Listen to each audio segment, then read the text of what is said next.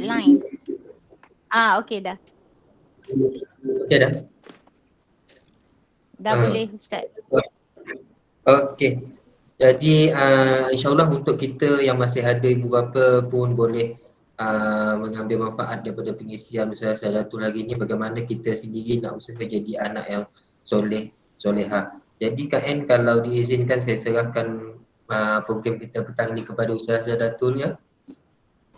Ya, silakan Ustaz. Auzubillah. Silakan Ustazah. Okey, silakan Ustazah. Apa ni, kat saya punya tu okey tak kamera dengan audio? Okey tak? Boleh Audio dengar Ustazah. okey. Boleh dengar. Slide okey. Slide okey ya? Okey, saya mula ya. A'udzubillahi Ya, silakan Ustazah. minasyaitonirrajim. Bismillahirrahmanirrahim. Alhamdulillahirabbil alamin wassalatu wassalamu ala asyrafil anbiya'i wal mursalin wa ala alihi washabbihi ajmain.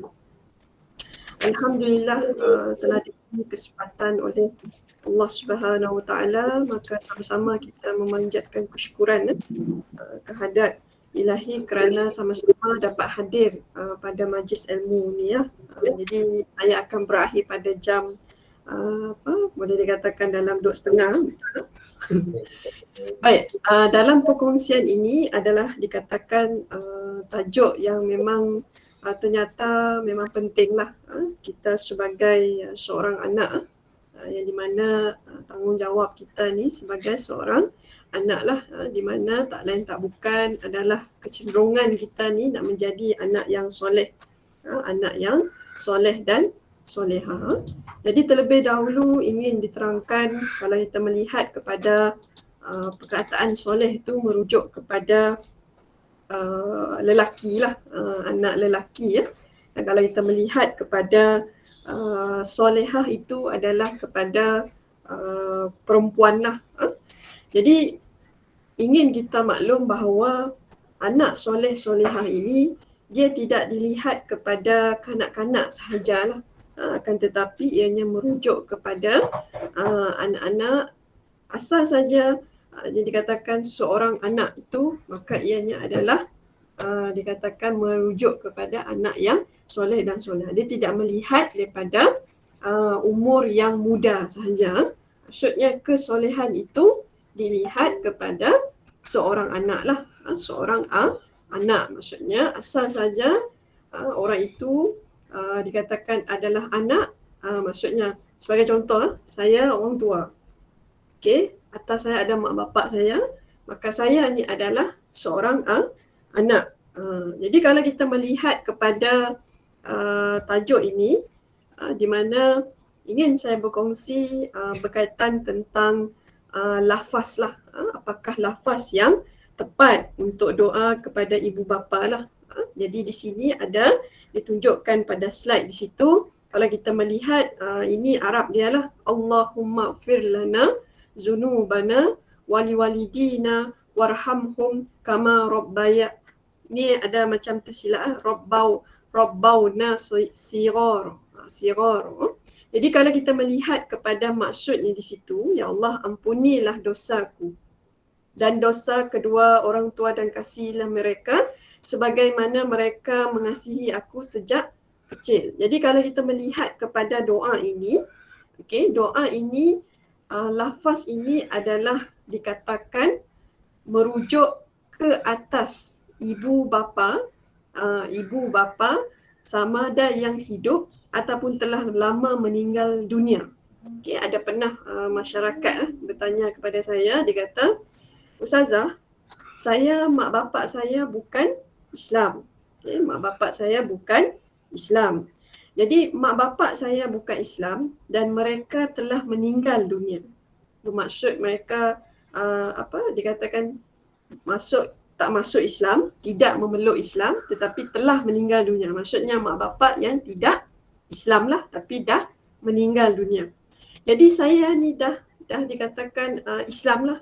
Saya seorang anak, dapat tak saya mendoakan kesejahteraan ibu bapa yang tidak memeluk Islam dan telah meninggal dunia? Macam tu.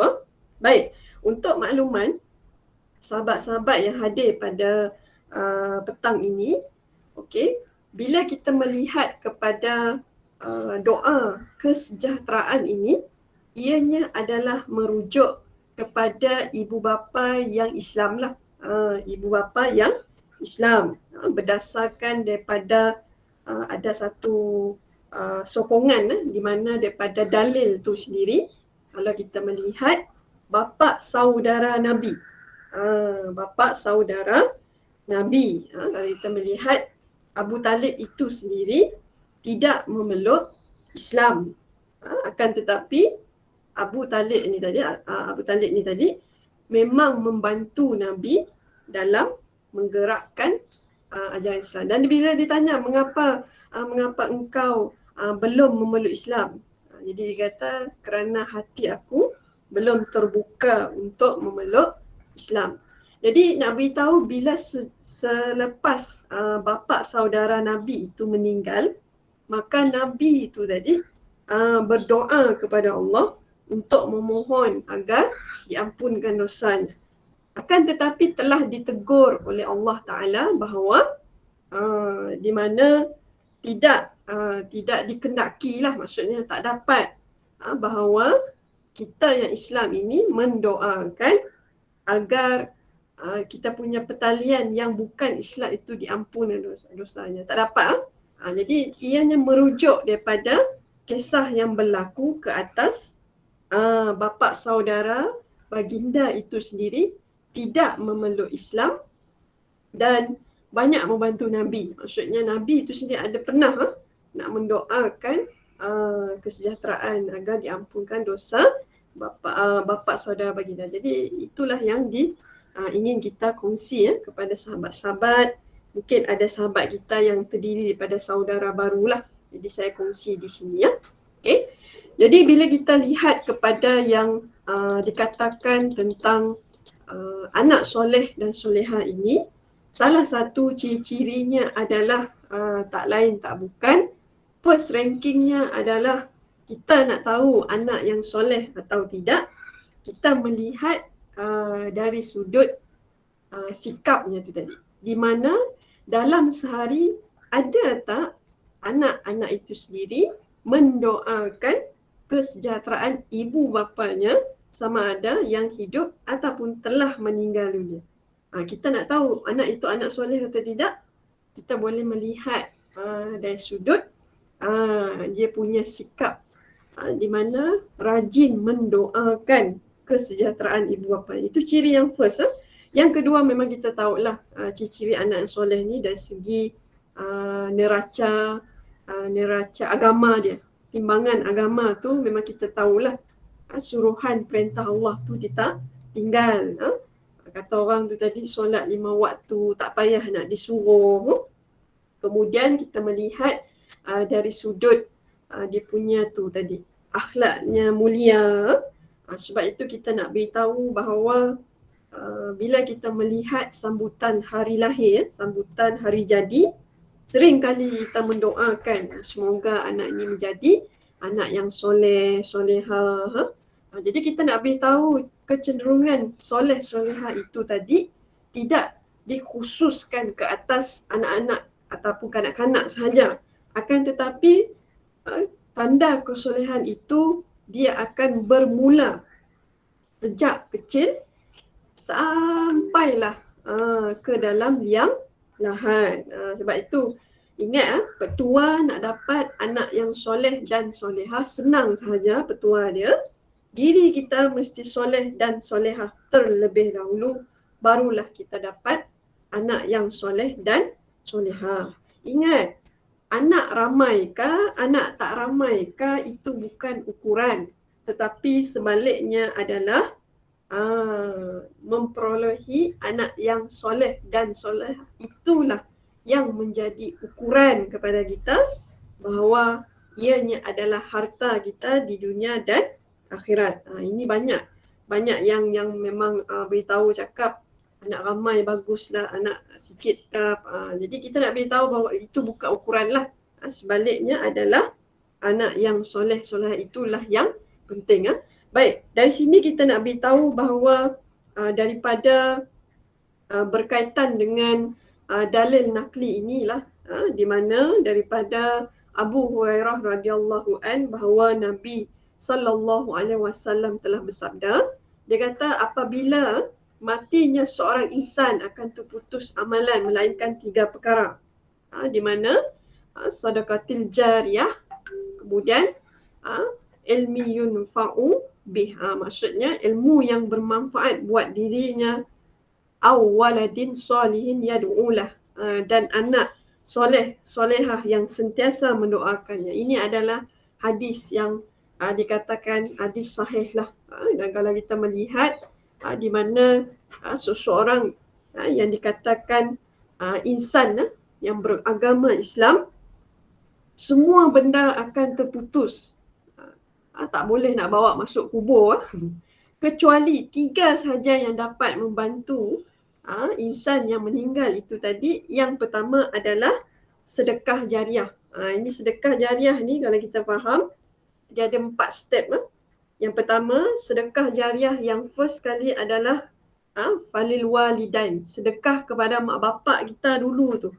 Ini ada dalam Al-Quran tapi saya lupa ayat apa. Yang kedua, memang merujuk kepada ibu bapa ni, memang mak bapak kandung, mak bapak mentua, mak bapak tiri, mak bapak angkat. Okay, first sedekah jariah dia punya atas tu. Dan yang kedua, kalau kita melihat sedekah jariah ni, kalau kita melihat iaitu wal akrabin lah, kaum kerabat. Yang ketiga adalah wal yatam, anak yatim.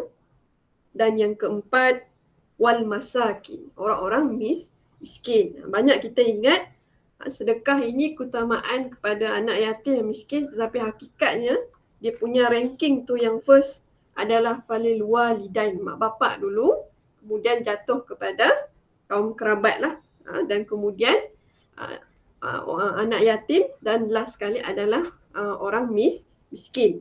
Jadi sedekah jariah ni kalau kita faham, dia pelbagai cara, tak semestinya wang ringgit.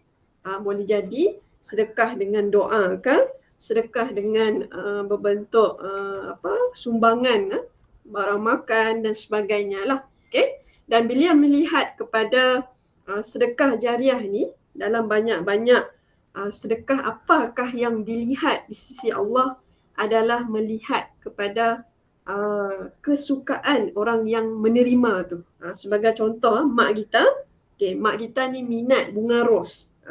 Jadi kita bagi bunga ros dengan mak kita, hadiah yang sangat dilihat di sisi Allah SWT. Maksudnya menjadi kesukaan kepada si penerima itulah.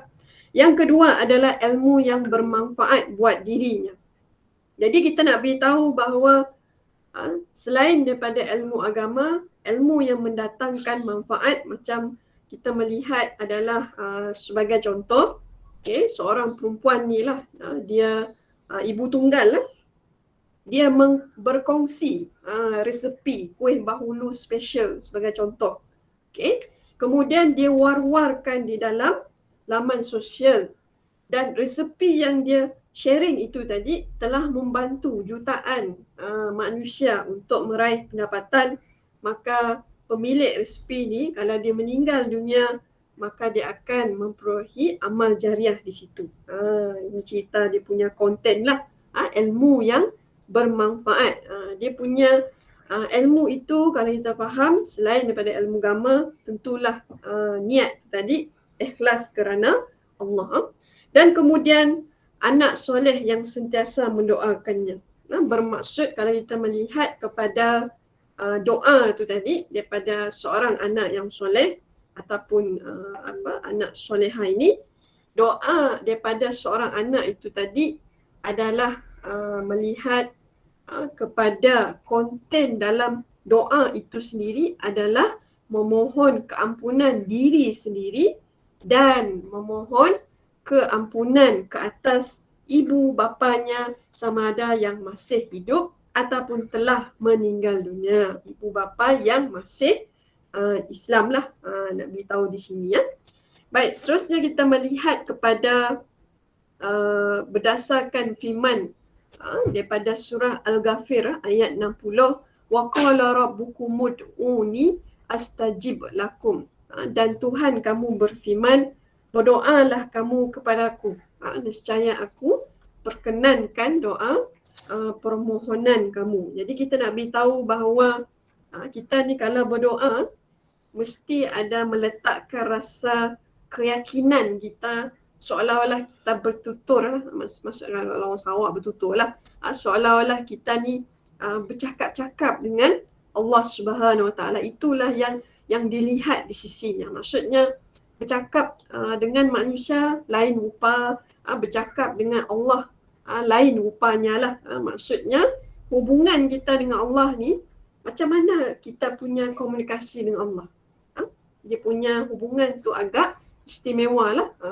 Okay, macam saya bila bercakap dengan Allah, saya labelkan diri saya ni daku, macam tu. Jadi kita ni mesti ada hubungan dengan Allah tu. Dia satu hubungan yang sangat istimewa. Hamba dengan Allah sahaja yang tahu.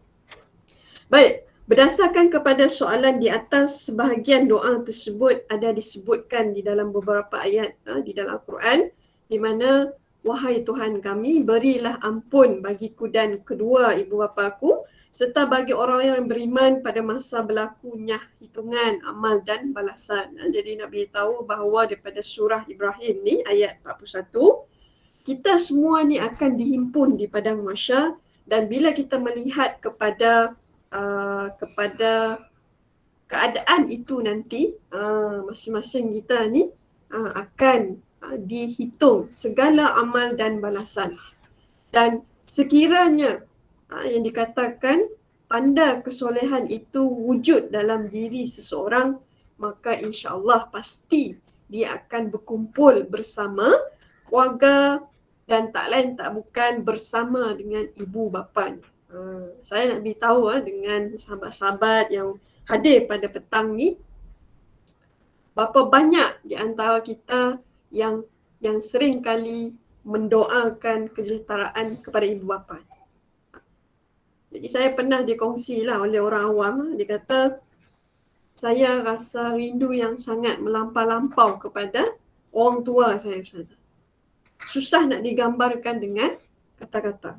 Jadi saya berkongsi kepada sahabat-sahabat yang hadir pada petang ni, nak beritahu bahawa kalau kita memiliki perasaan rindu yang melampau, tambah lagi orang yang kita rindu tu telah lama meninggal dunia, maka ingatlah bahawa orang tua yang meninggal dunia tu sebenarnya ternanti-nanti doa daripada seorang anak yang soleh dan solehah.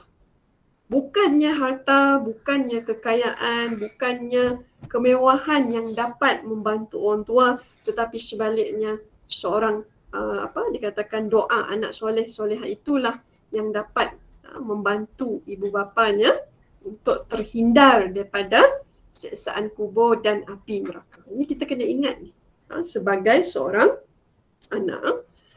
Dan bila kita melihat daripada surah An-Nuh, surah Nuh ayat 28, wahai Tuhanku, ampunkanlah bagiku dan bagi kedua ibu bapaku, serta bagi sesiapa yang masuk ke rumahku dalam keadaan beri. Ampunkanlah bagi sekalian orang-orang yang beriman, lelaki dan perempuan pada setiap zaman, dan janganlah engkau tambahi orang-orang yang zalim, melainkan kebinasaan. Kebinasaan.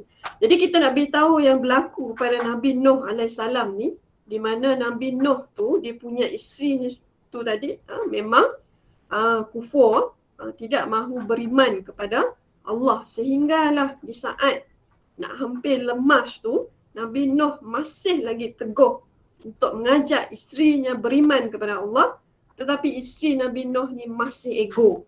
Dia tak mahu kembali kepada beriman kepada Allah. Jadi kita nak beritahulah bahawa setiap di antara keluarga kita ni hendaklah kita pastikan keluarga-keluarga kita ni agar terpelihara, diampunkan dosa daripada 4 fitnah, daripada gangguan syaitan, daripada siksaan kubur dan api neraka. Kadang-kadang saya beritahu dengan anda, bila kita melihat akhir zaman ni, kadang-kadang saya berfikir, berfikir kita, renung sekejap. Bila kita meninggal nanti, rasa-rasa dapat tak jumpa lagi apabila kita berhimpun di padang mahsyar. Sebab itu letakkan, perbanyakkan dalam berdoa lah supaya di saat kita dihimpun di padang mahsyar di akhirat dapat sama-sama berkumpul dengan ibu bapa kita, dengan anak-anak kita, dengan suami kita, dengan isteri. Kita kena ingat saat itu. Dekat dunia ni memang dapat. Takut nanti dekat akhirat tak dapat jumpa. Kita kena banyak berdoa. Dan bila kita melihat daripada surah Al-Isra ayat 24, katakanlah wahai Tuhanku, cucurilah rahmat. Rahmat ni maksudnya kasih sayang kepada mereka berdua sebagaimana mereka telah mencurahkan kasih sayangnya dengan memelihara dan mendidikku semasa kecil. Jadi kita nak beritahu bahawa seorang anak yang soleh memang akan sentiasa mengingatkan orang tuanya ke arah mencari kesenangan di dunia dan kesenangan akhirat. Saya beritahu dengan anda lah, sahabat-sahabat, bapa saya orang Semenanjung. Sebenarnya bapa saya orang Semenanjung. Mungkin Dr. Nuraini tak tahu. Bapa saya orang Johor. Okay. Mak saya orang Miri Sarawak. Jadi bila mana bapa saya sekarang, dia dah bersara lah sebagai anggota polis di Negeri Sembilan. Okay. Pernah ada satu ketika saya beli satu hadiah lah, buku macam explore dia solat macam tu lah.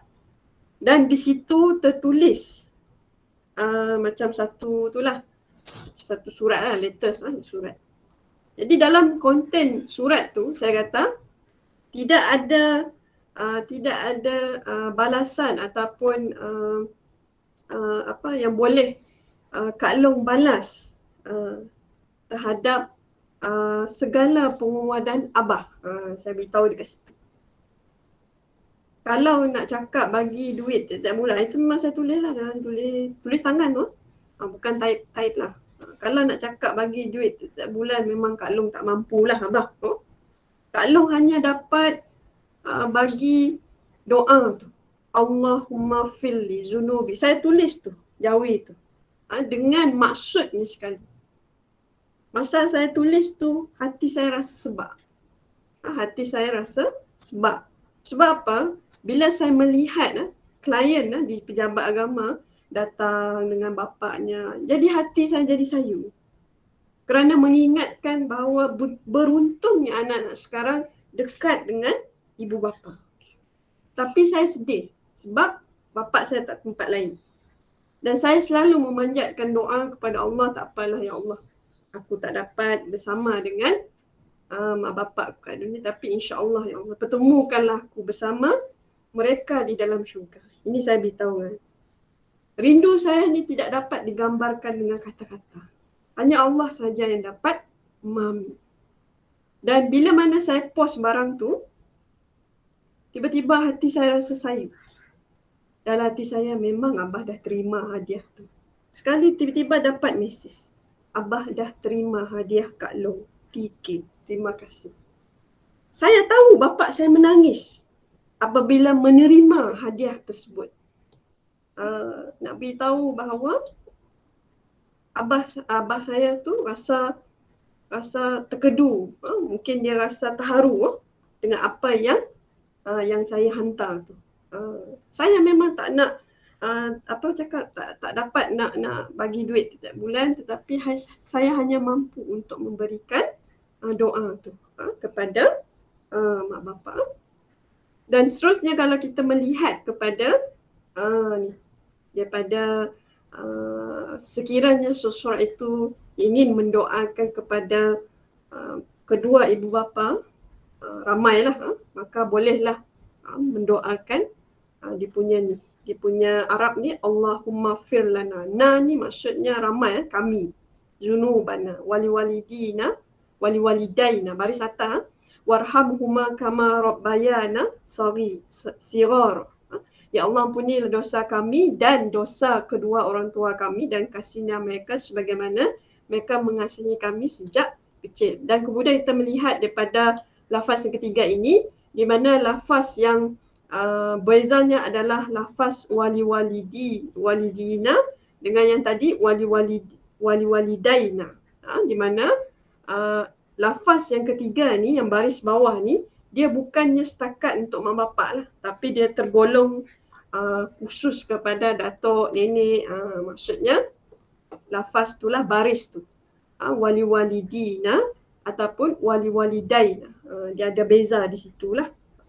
Okay, dan kemudian kita melihat kepada berkaitan dengan kesimpulan ni, di mana doa kepada kedua ibu bapa sama ada masih hidup atau telah meninggal dunia merupakan satu perkara yang dituntut. Jadi kita nak beritahu bahawa selain daripada ciri-ciri anak yang soleh, sebagaimana yang saya sebut yang pertama, iaitu anak yang soleh itu sering kali mendoakan kesejahteraan ibu bapa dia lah, sama ada masih hidup ataupun telah meninggal dunia.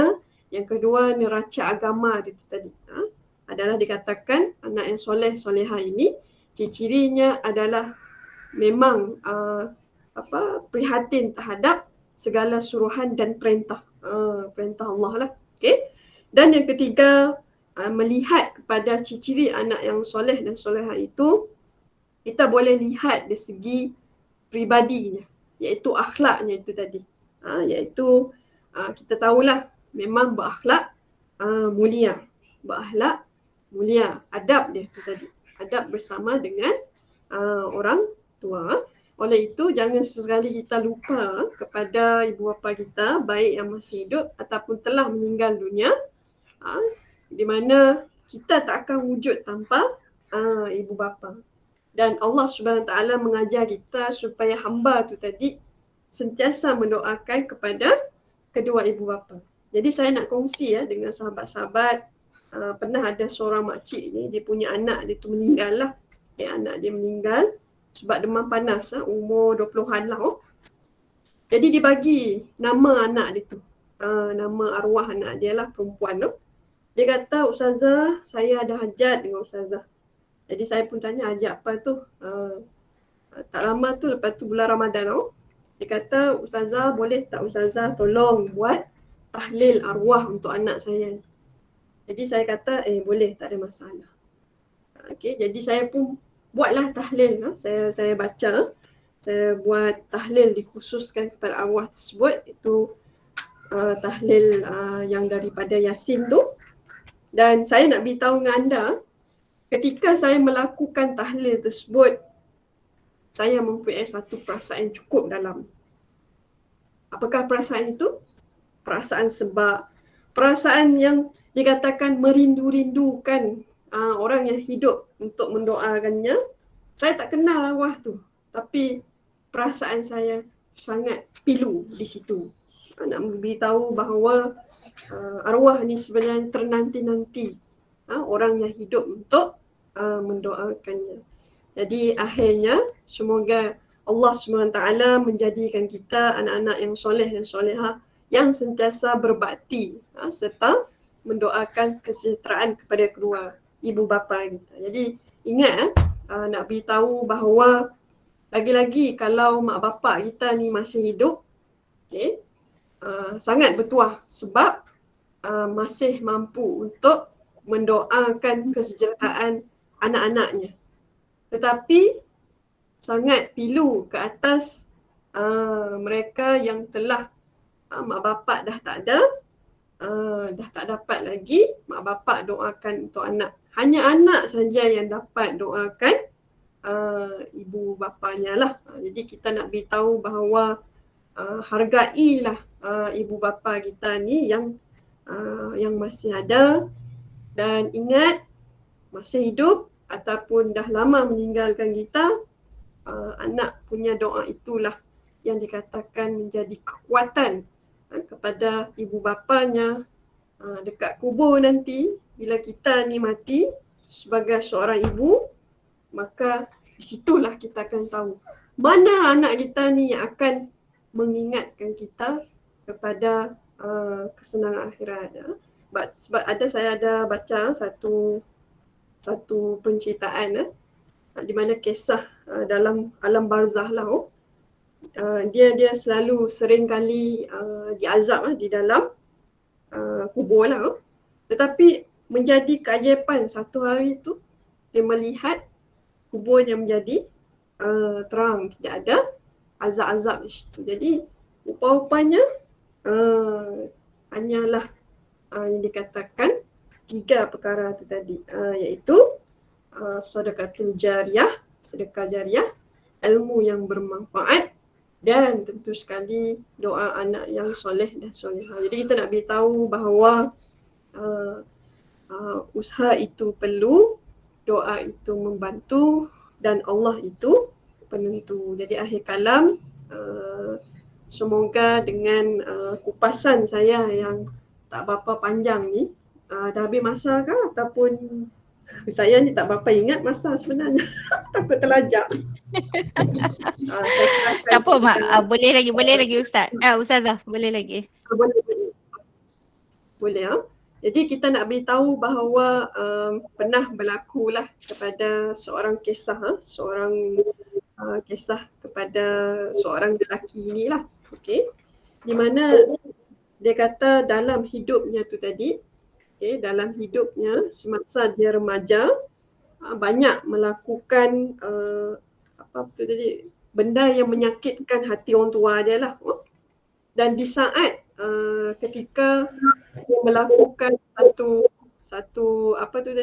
bentuk kesakitan kepada ibu bapa dia tadi, maka bila bapanya mengetahui dia telah menipu, maksudnya dia tak pergi sekolah, dia menipu, bapa dia kata apa?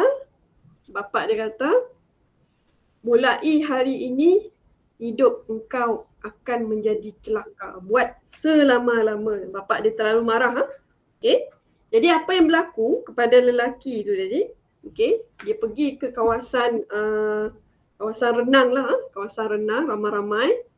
Kemudian dia telah menyelam dan kepala dia terhantuk di atas lantai itulah, kolam renang tu, menyebabkan lelaki itu stroke sampailah tua. Dia hidup tapi dia stroke. Dia tak dapat bangun dan sebagainya. Dan ketika dia stroke itu, time itulah hidayah, petunjuk Allah turun dan dia telah menjadi penghafaz Al-Quran. Dan dia berkongsi, dia kata, ingat, kalau ibu bapa mendoakan yang baik pada anaknya, confirm jadi baik. Tapi kalau ibu bapa mendoakan kecelakaan kepada anaknya, confirm anak yang memang akan hidup celakalah, menderita dan sebagainya. Jadi kita kena ingat daripada khusus parenting pada ibu bapa lah, pernah dia kongsi di mana bahawa berkaitan dengan facilitator berkongsi, dia kata kurangkan marah, gantikan penjelasan. Kita ni kalau marah yang kita takut dia jadi doa, kerana setiap apa yang terbuku dalam hati seorang anak itu tadi, dia memang dikatakan zub terus menuju kepada Allah. Dia memang akan serta-merta lah akan dengar apa yang dilontarkan oleh ibu bapanya. Jadi pada perkongsian saya ni, kita nak beritahu bahawa setiap apa yang terdetik dalam hati ibu bapa dan memang ada menuju kepada Allah, confirm dia akan termakbul di sisi Allah Subhanahu Wa Taala. Jadi ingat, kita dalam hidup kita ni jangan pernah ada rasa nak mendoakan benda yang terlepas cakap ke pada anak kita. Kita takut hidup anak itu menjadi sengsara lah. Jadi nak beritahu bahawa setiap apa yang kita nak curahkan ini, ingatlah, berhati-hatilah kita dalam tutur kata. Maksudnya kita yang sebagai ibu bapa kita ni lah, sebagai ibu bapa berhati-hati supaya tidak terlanjur kata menyebabkan hidup anak itu menjadi sengsara.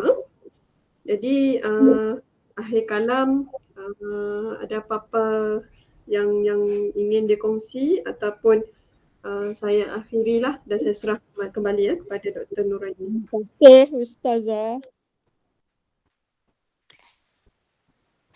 Terima kasih banyak-banyak Ustazah. Jadi kita sebenarnya memang memperuntukkan masa untuk sesi syarahan sebab perbincangan kita akan sambung. Kita boleh bersambung di WhatsApp group insya-Allah. Jadi sebelum saya akhiri program sesi pada hari ini, ingin diumumkan bahawa untuk Januari ini untuk kali ini memang Ustazah Sadatul Hamid yang memberikan ceramahnya dengan tajuk Anak Soleh Solehah Harta Dunia Akhirat untuk 14 hari bulan Januari. InsyaAllah kita akan bersama dengan Ustaz Haji Sarbini Dahlan dengan tajuk Anjakan Paradigma dalam Aktiviti Bersama Quran.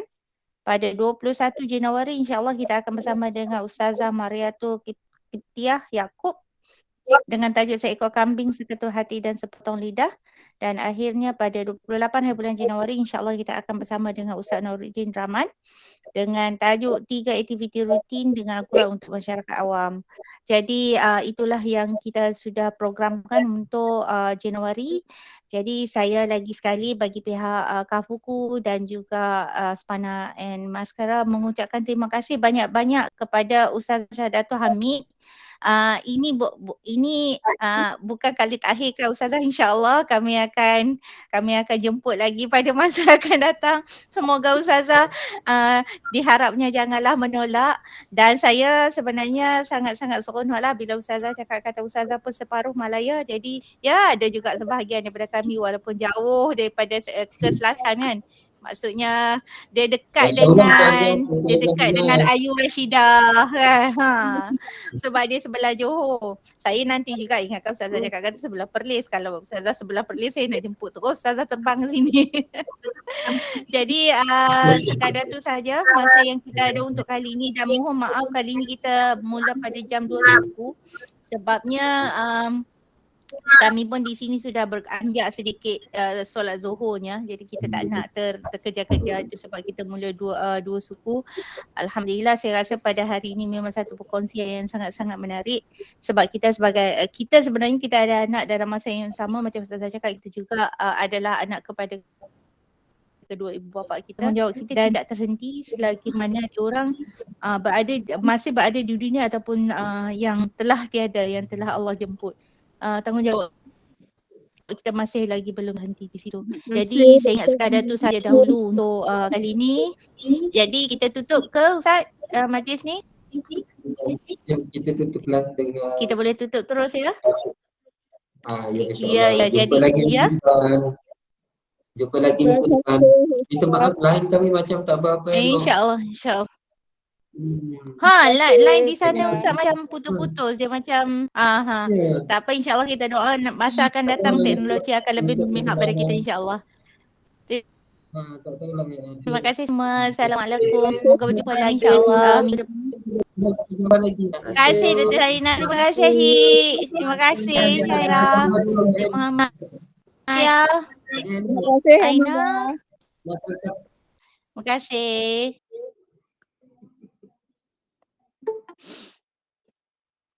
Kita ke gambar dulu. Tak sempat dah Ustaz hari ni. Ya Ustazah, terima kasih Ustazah. Tak sempat dah ambil gambar ini kalau tak ada siapa ambil tadi sebab terlampau khusyuk mendengar. Mendengar apa yang Ustazah cakap tu. Reflect lupa nak ambil gambar dah. Amirah lah ni, tak ambil gambar. Amirah pula yang kena. Okey Ustaz. Jadi minta diri dulu kejap lagi ada kelas Ustaz. Ya. InsyaAllah. Okay. Terima kasih. Assalamualaikum. Ni kami Waalaikumsalam warahmatullahi. Oh, tak, itu memang sangat tak aci. Itu sangat tak aci sebab Kak En hari ni ada ini je. Okey. Okay, bye. Take care semua. Assalamualaikum. Yeah, thank you.